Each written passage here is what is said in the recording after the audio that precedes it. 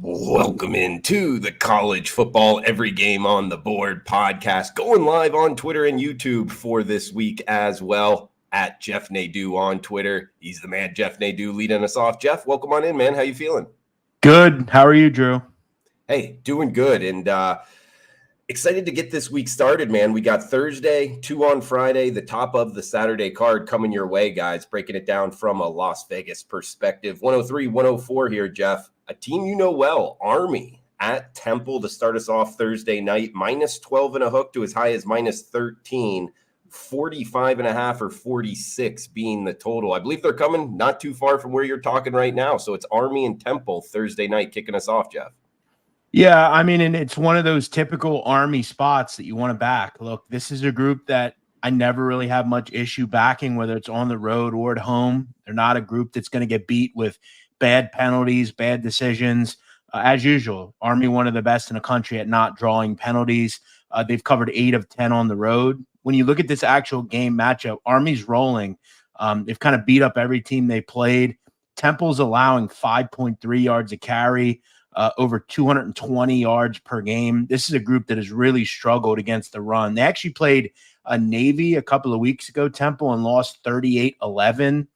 Army is kind of beating up every team they played. And that's through, again, you're running the football at a high level, not making mistakes. And also, Drew, they've actually thrown the ball a little bit this year. You look at their quarterback, 9 attempts in the last game, 107 yards, 2 passing touchdowns against Rice. I think this is a great spot for Army. Anything under 2 touchdowns. I had this number more at like 17 or 18. Temple's a group that has really struggled. It really doesn't matter who's at quarterback. And to be fair, Army shut down a pretty good quarterback last week in E.J. Warner, who used to be at Temple. So I don't know. I had this game at like 38-13, something like that. I think Army lays it here. Yeah, I'm picking up what you're laying down, man. I like Army as well. Any interest in going to this one? Is it near your house at all? No. So look, if I lived in Philadelphia, I would still maybe think about going to it. But I live over an hour away from the city, so I'm not a big go in the game guy anymore, Drew. I used to be when I was younger, my 20s. But even going to the Eagles, like I'd much rather just stay home. As you know, too, like we have a lot of stuff to do on like Saturdays and Sundays. And even like tomorrow, like I got a lot going on. So no, I wouldn't go to this game, but I think it should be a nice romp type win for the Army. And look, that's going to be a nice battle this year with Navy. Navy's really good as well. So I think it's going to be a good commander-in-chief battle this year. Absolutely, man. As we'll flip the script here, guys, Friday, September 27th, first game up 105, 106, the rotation number. Virginia Tech and Miami. We are seeing the Hurricanes minus 19 in the hook at home here. ACC battle, Jeff, in Hard Rock Stadium, Friday night lights. Are you liking anything with the Hokies and the Miami Hurricanes? 54 and a half being the total. The Canes minus 19 and a half home favorites. Well, I think if it's not broke, don't fix it. Miami is a top 10 team. Cameron Ward is the favorite in the Heisman Trophy race right now. Now, again, we're only a couple of weeks into the season, but Miami, Drew, is averaging 52 points a game. They're averaging over 405 passing yards per game. I got to be honest. I mean, I've seen Virginia Tech play one team that's slightly good offensively in Virginia Tech, and they lost a game and gave up 34 points. That doesn't seemingly bode well here against one of the best offenses in the country that's been ruthless, quite frankly.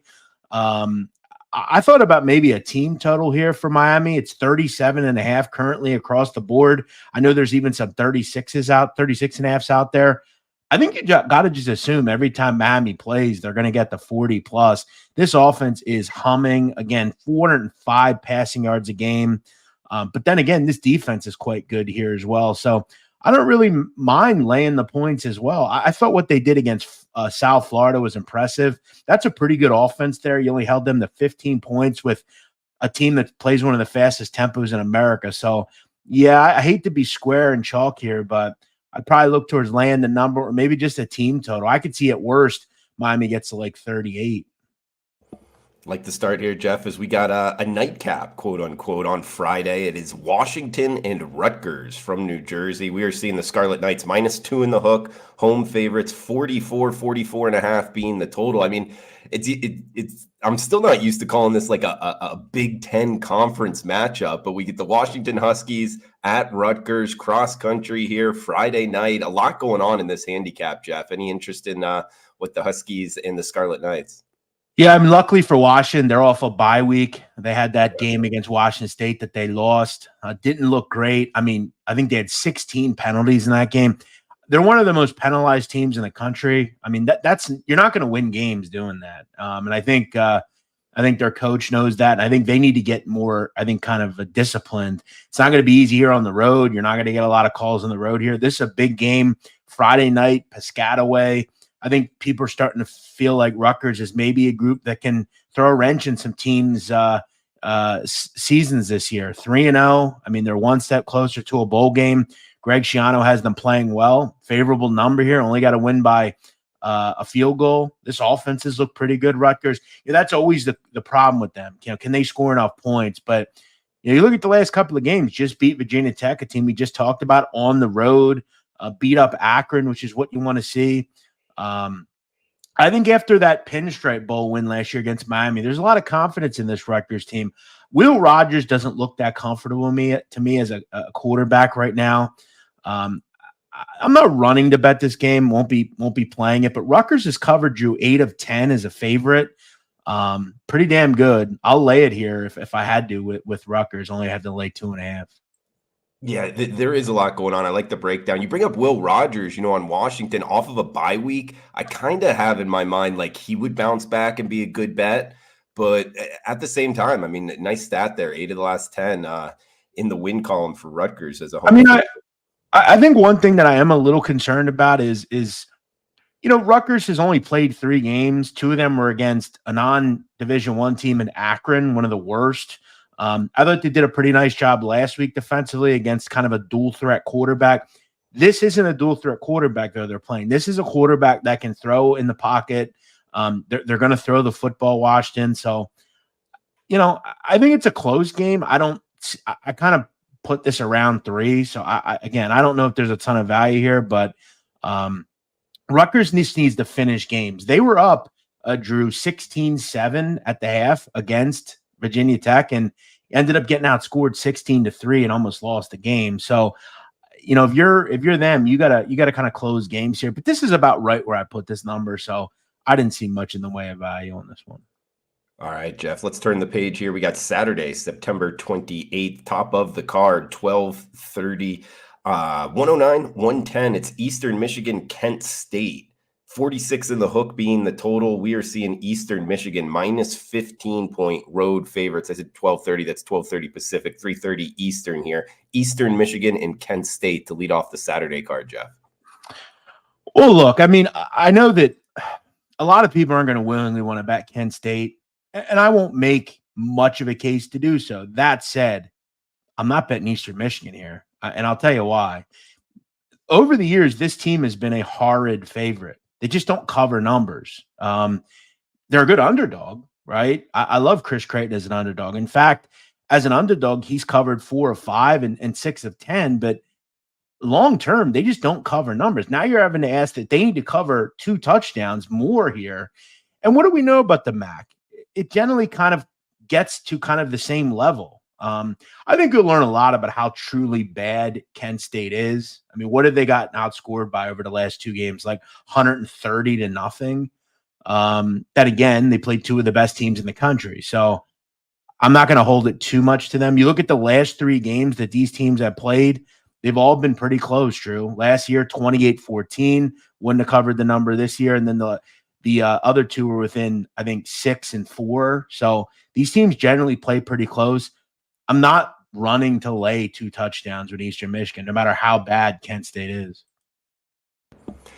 We got next one up. Good MAC breakdown there. Liberty and App State here, Jeff. -3 in the hook at most shops, actually. That's the Flames as the road favorite. 62.5 being the total. The Flames, an outside shot to make the playoffs. They need to win these games, win them by margin. What are you liking anything in Boone, North Carolina? Yeah, they do need to win by margin. And I don't know what's happened to App State. They're still a group that they just can't get any stops. I mean, they're 122nd in points allowed per game. Just can't get stops. I mean, they were just destroyed last week against South Alabama. And now you're getting another real good offense coming in here. I wasn't really impressed with Liberty up until last week. I was really happy with, I think, what they did in the second half against East Carolina. They were down big in that game, had to fight back, outscored the Pirates 28-7 in the second half after a weather delay. Caden Salter looked good. This defense looked a lot better. I think, to me, I thought this number seemed a little cheap for how bad App State's looked. Quarterback hasn't looked good. Joey Aguilar, again, the defense has been kind of torched. I think my concern here, though, is Liberty that good defensively where they can get stopped? I feel like you're always going to get a pretty good offensive performance from App State. So if I had to play this, I would look more towards just like a team total and just maybe just assume that Liberty get the 35, and this could be 35-30. I could see that. There's one offense that I do trust here and one defense I don't trust, and it's Liberty against App State. You are listening to the Every Game on the Board podcast, wherever you're downloading your podcasts at. Every Game on the Board. Our leadoff hitter, Jeff Nadu, at Jeff Nadu on Twitter, breaking it down here. UTSA and East Carolina up next, Jeff. 4 o'clock Eastern, 56 in the hook being the total. We are seeing ECU minus 4-point home favorites. Yeah, so I think this is someone asked a couple of weeks ago about are there certain weeks that you kind of look at as a handicapper and expect stuff to happen. And I think week 5 is always a good one because we're now into conference play, right? Now I look at UTSA and I say, okay, you're 2-2, but you're 0-0 in conference play. So the season starts right now. And if I'm Jeff Traylor, that's how I'm looking at this. Let's put away what happened against Texas and what happened against Texas State. Let's focus on starting out 1-0 in conference, right? Because I don't think anyone expected this team to win the national title. They've had some growing pains, but now you're kind of on the level that you're supposed to be on. And UTSA, for what it's worth, I think they can move the ball. I mean, this is an offense that can score points. East Carolina, good defense, but they have turnover issues. I would have probably put this number at 2.5. I think there's some value on the Roadrunners here, getting 4. This is a Roadrunner group that beat them up last year. I think beat them by 21. Now, that was a better UTSA team, but East Carolina is a good underdog. I'm not running to bet them, though, as a favorite. And I think you've kind of have renewed confidence here if you're UTSA. This is the season starting. Let's kind of focus on the task ahead of us. 4 seemed a bit high for me here. There's even some 4.5s out there.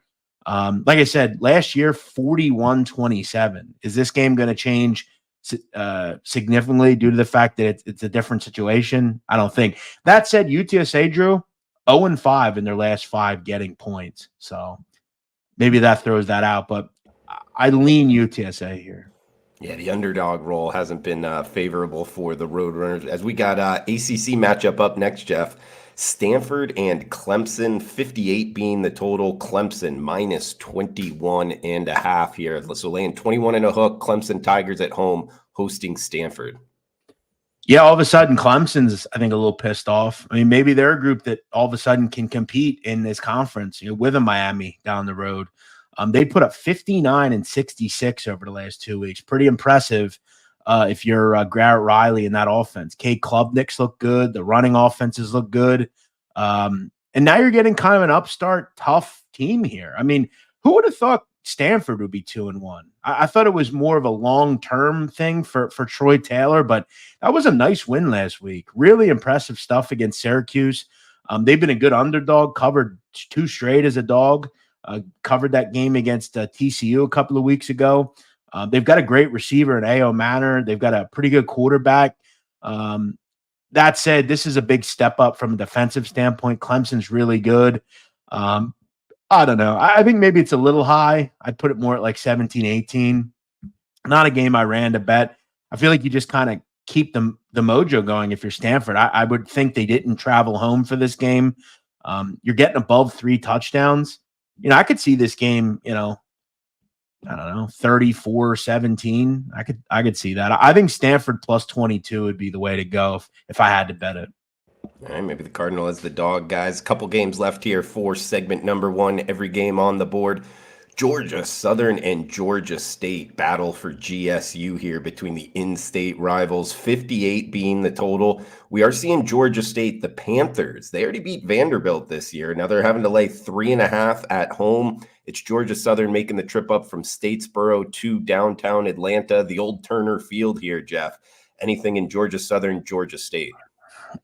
Always a matchup that I could never really figure out. I mean, generally these teams, I remember years ago, Georgia Southern was a big time run offense. They love to run the football.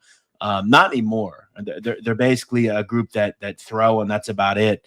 Georgia State, as you alluded to, have been a fun team. They had a nice game the other week against Vanderbilt, put up 36 in that game. They want to throw the ball. Georgia Southern coming off a blowout loss to Ole Miss, but everyone gets blown out against Ole Miss. Two defenses I don't particularly trust. I don't know. This seemed like first to 30 wins. 58 seemed a little low. We got 9 a.m. Pacific, 12 noon Eastern up next, 119, 120 going down in rotation order, Northern Illinois and NC State. We are seeing NC State -6 in the hook at most shops. There is a -6 out there, 47 being the total. Northern Illinois with that win against Notre Dame, now going up against ACC matchup here in NC State, the Wolfpack. Anything in this one, Jeff? So, yeah, this is an interesting one because I think to me, I kind of view NC State as I do with Florida State. Are they a team that should be a favorite to anybody? And you saw last week, I mean, Florida State was a favorite. They did win and cover, but it wasn't easy. You look at Northern Illinois and beat Notre Dame, but then they lose last week against Buffalo as 14.5-point favorites. So, I don't really know what they are, but NC State has just looked poor at every level. I don't know that NC State cares much about this game. I don't really know if they have the ability to not care about games, but I think they're kind of just looking forward to ACC play. So I don't really want to back either team. I'm not really getting any value in taking Northern Illinois. If I'm getting 8, then yeah, I have some interest, but I don't know if NC State should be a favorite to anybody. I mean, this is a group that's lost 51-10, 59-35, and then they barely beat La Tech 30-20. At 6.5, weirdly, I'd probably lean NC State. I thought they had maybe found something with CJ Bailey. He looked pretty good in the second half, particularly in the fourth quarter. That was in garbage time, though. Anything under 7, I'd probably hold my nose and lean NC State. But I want to make this clear. I'm not betting on NC State. I'm only talking about it because we go over every game. Little hold your nose special there, Jeff. Yeah, absolutely. Every game on the board. Just trying to give you something, guys, as we got San Diego State, Central Michigan up next. We are seeing the Chippewas -2 in the hook, -3 at one prominent offshore book, 53.5 being the total. Kind of a weird trip here. San Diego State traveling all the way to Michigan to take on the Chippewas. Anything with the Aztecs and the Chippewas here, Jeff? Yeah, it is a weird trip. I don't get it. I don't understand it. You go from San Diego to Mount Pleasant, Michigan in the end of September. I don't get it. San Diego State, Drew, I don't know what to make of this team. They can't score.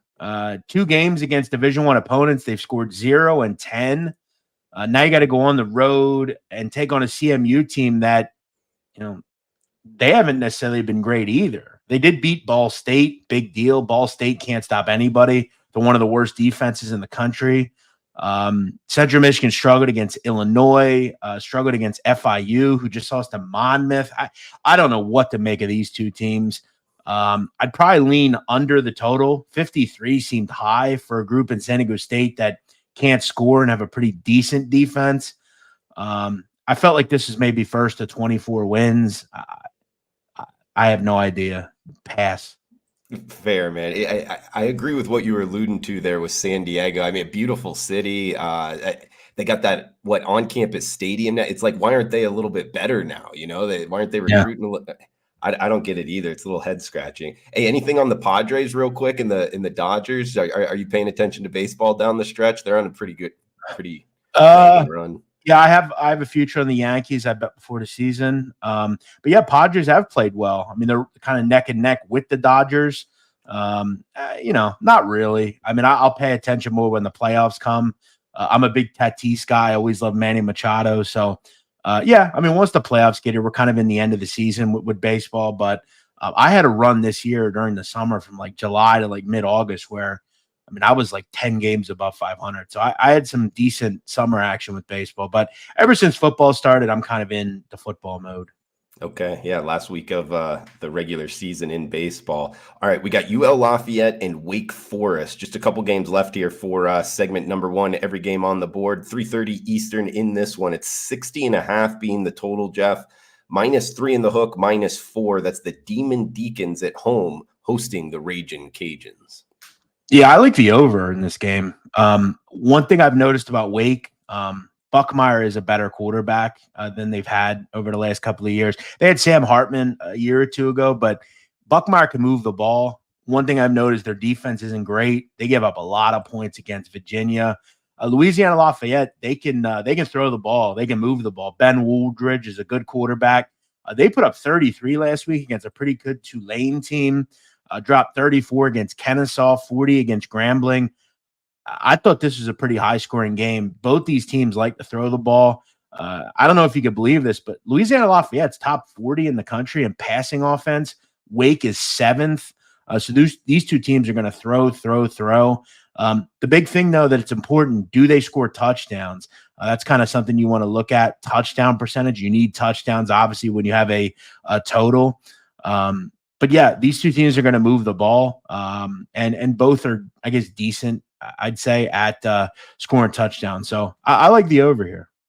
And Jeff, I already asked you about baseball. You bring up the touchdown percentage. I don't know if you've seen it in the NFL. Through 3-4 weeks now, it's the red zone touchdown percentage is down a bunch this year. It's a lot of field goals, and that's why it's like the lowest scoring in a season in like 5 years. Have you noticed anything in I guess touchdown percentage in either college football or NFL to throw out there that's affecting your betting?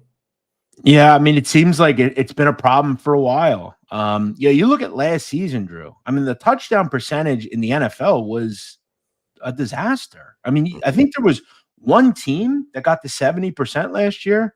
I mean, we're only through 3 or 4 games, but yeah, it's becoming more and more of an issue. And it's, again, if you're betting overs consistently, you have to understand that these two teams just kind of think too much, when you get late, as far as late in the game or whatever. But yeah, last year it was a problem. You had so many teams at like 50%, 55%.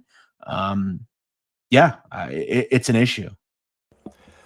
Getting back to the games here, guys. 2 games left on the segment number 1. Ball State and James Madison up next, Jeff. It is JMU -20 in the hook, home favorites. 57.5 or 58 being the total as it's Ball State, JMU up next.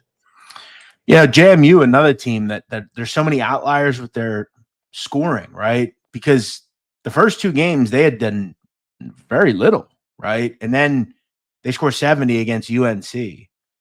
Drew, the worst bet I've ever made, possibly in my last, let's just say 5 years, was the under on that game last week. I had the under. Oh, man. It was over in like 10 minutes in, but I just don't know what to expect from JMU. I'd expect a lot of the same. I kind of told myself anything under 21, I'd have some interest in JMU. Even without some of the defensive and special teams touchdowns last week, they still would have scored like 45. Ball State can't stop anybody, Drew. This team so far has allowed 34 to Missouri State, 62 to Miami, and 37 to Central Michigan. JMU, I lean on maybe a team total or just lay the number, anything under 21.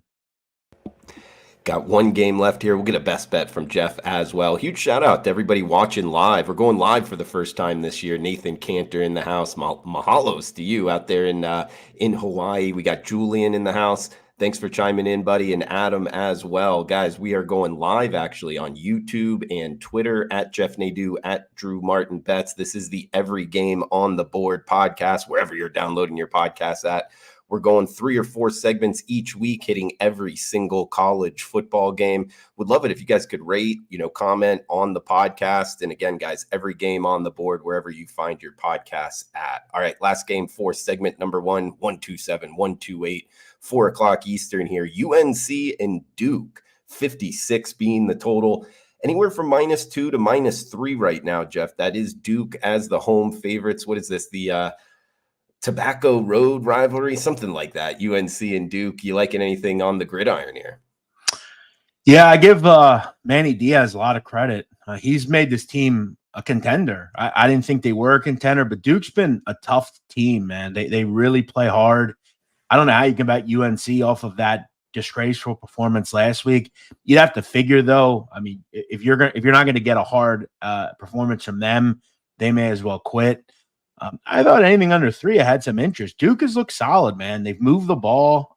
Really been no excuse. Malik Murphy, the former Texas quarterbacks, looked good for them. He was efficient last week. Did a nice job on the defensive end. Manny Diaz got a pretty solid football team. I think anything under 3, I have some interest. It's kind of the same as that Rutgers game. I maybe make this like 4. So I think there's a little value on anything under 3. You do have the home factor. I think Duke's better than Carolina. Duke's been a pretty good rush defense as well. That's kind of important. Anytime you play UNC, they've turned into kind of a rush first team.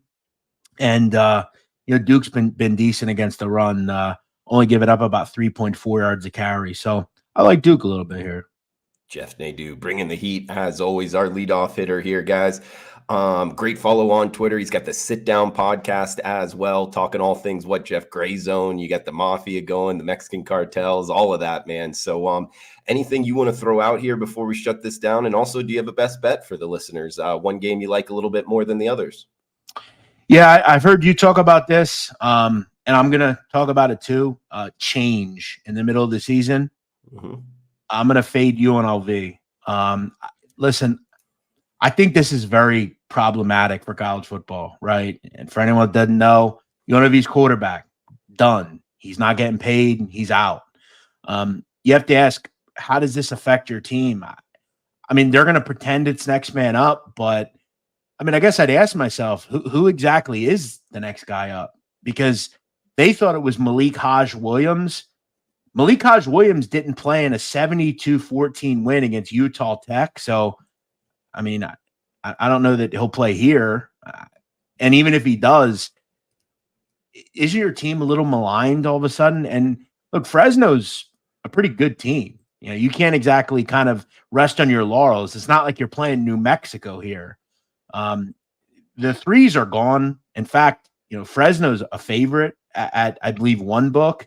This is at a pick 'em at some books. This is 1.5. I'm going to take Fresno here. I thought this game was close with Sluka in there. I think a lot of people say, well, he's one of the better rush offenses in the league. Or in the country. It doesn't matter who the quarterback is. Okay, fair. But it's going to malign your defense. It's going to change a lot of things as far as where people need to be. Fresno's a pretty good run defense, giving up about 4 yards a carry. So Fresno beat them last year. I'm going to fade them. I'm going to fade the change here. Love the breakdown there, Jeff. I'm glad you brought this up, man. I really just saw the kind of like the headline on this that he's kind of out at UNLV. And by the way, watching UNLV play on offense, he's really good. Like he was surprisingly good at the quarterback position. So do you know like the backstory behind it? You mentioned he didn't get paid. So. From what I understand, he was told that he would get paid a certain amount from an NIL standpoint by a certain time. We're 5 weeks into the season, and he's only gotten like 10% of the amount of money he was supposed to get. And I don't blame the kid. His father claims that he'd been promised $100,000 in February, but had only been paid not even 10%, only $3,000. We didn't ask for anything extra. They just kept deferring it. Look, I don't know how some people do things, but if you work and don't get paid, you shouldn't be continued to expect to work. This is the what college football is. It's just how it is now. And if you promise to pay someone an amount of money and you don't do that, you have to expect what's going to come of that. So I don't really have any reason to doubt the kid. When I look at UNLV, I've been impressed with this team. I have them 8-1 to win the Mountain West. It sucks. I don't want this to happen, but it looks like it's going to happen. And I also wonder, can they deal with this passing attack that Fresno's going to throw out there? Mikey Keene is a good quarterback. They got a Kansas team who hasn't really figured it out offensively yet. Houston's a mess, and Utah Tech, who cares? This is a big test with all the change going on, all the distraction. This isn't just like a third string receiver, Drew. This is your quarterback, your only quarterback. So, I'm going to fade them here. Give me Fresno plus 1.5. Like the look there. Going with Fresno. Best bet, Jeff Nadu, at Jeff Nadu on Twitter, the Sit Down Podcast as well. Anything else, Jeff? Final thoughts before we shut it down? No, I always appreciate you having me on as always. And, we had the little video this week. So I don't know if people really want to see me, but I guess it'll help the show. Yeah, absolutely. Huge shout out to everybody watching live, seeing over 400 people live. Let us know if you want us to continue the videos, but always, guys, you can download the podcast at wherever you get your podcasts at. Every game on the board. That's going to do it for segment 1. We'll bring in Robbie Vino and mid-major Matt to finish off the card. So huge shout out to everybody tuning in. Smash that like button, and we will be back tomorrow with the rest of the every game on the board. For Jeff Nadu, I am Drew Martin. Cash those tickets.